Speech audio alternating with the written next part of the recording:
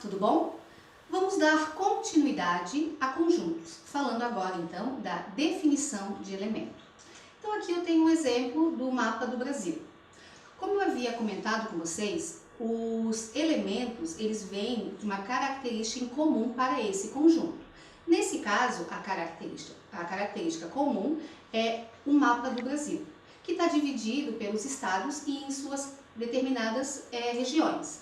Aí eu quero pegar um elemento de um estado da região sul. O elemento pode ser Santa Catarina. Aqui foi um exemplo, poderia dar Rio Grande do Sul ou Paraná. Ambos estão na região sul. Vamos então passar para a definição de pertinência. É quando eu tenho um elemento pertencente ou não a um conjunto. Lembre, sempre a relação de elemento para conjunto. Um exemplo aqui, estou falando que Santa Catarina pertence ao conjunto E.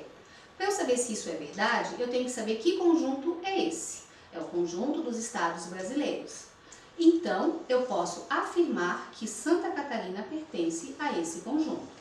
Caso não pertencesse, eu utilizaria o outro símbolo, que é o E, com um tracinho na diagonal. Vamos para o conjunto universo. O conjunto universo ele é representado pela letra U. Exemplo, se procurarmos determinar os estados da região sudeste banhados pelo mar, o conjunto universo vai ser Espírito Santo, Rio de Janeiro e São Paulo. Qualquer um desses três que eu pegar como elemento está correto, porque está dentro do universo. Tranquilo? Outro exemplo é lá no mapa do Brasil, eu falar de alguma região.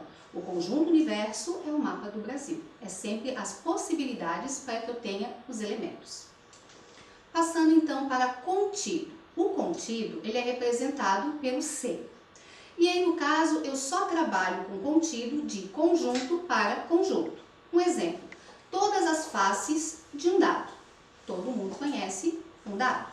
Quais são essas faces? Quais os números que representam essas faces? Então, eu tenho 1, 2, 3, 4, 5 e 6. Isso é um conjunto. Agora eu vou pegar outro conjunto. Um conjunto das faces do dado com número par. Quais são os números pares desse dado? 2, 4 e 6. O que eu posso afirmar? Que o conjunto B está contido no conjunto A. O que tem que prestar atenção? Quando eu falo de contido, eu falo do menor conjunto para o maior conjunto, nunca ao contrário, ok? Caso eu falasse outros números pares, 8, 10, 12, aí não estaria contido, porque não faz parte do universo que é o dado. Algumas observações sobre os conjuntos, que a gente acabou de falar do contido, né? Se o conjunto A, está contido no conjunto B, e se o B está contido no conjunto A, lembrando que eu falei que é sempre o menor relacionado ao maior. Se um está contido no outro e o outro está contido no um, então eles são iguais. Porque tanto faz a ida e a volta, eles só podem ser iguais. Não existe outra explicação. Se eu colocar que o A não está contido em B, é o exemplo que eu dei anteriormente, que não está dentro do universo ou não está dentro daquele conjunto ao qual eu estou comparando. Se eu tenho o contido, eu também vou ter o não está contido, e lembrando que é sempre entre conjuntos. Pertence ou não pertence, elemento com conjunto. Percebam que eu estou frisando bem, porque isso é um erro muito comum. Então, tem que saber quando eu relaciono elemento e conjunto, conjunto.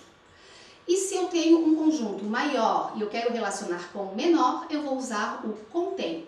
O maior contém o menor. Se eu falo numa escola com várias salas, eu posso dizer que a escola A contém a sala B, contém a sala C, porque as salas são menores do que o colégio no todo. O conjunto maior é o colégio no todo, o conjunto menor são as salas de aula.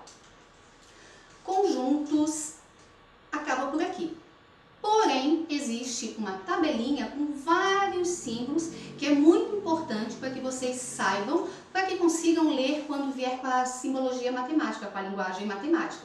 Muitos nós já falamos aqui e outros nós vamos falar em outras aulas. Então tá, pessoal, nos encontramos na nossa próxima aula, que ainda será sobre conjuntos. Tchau!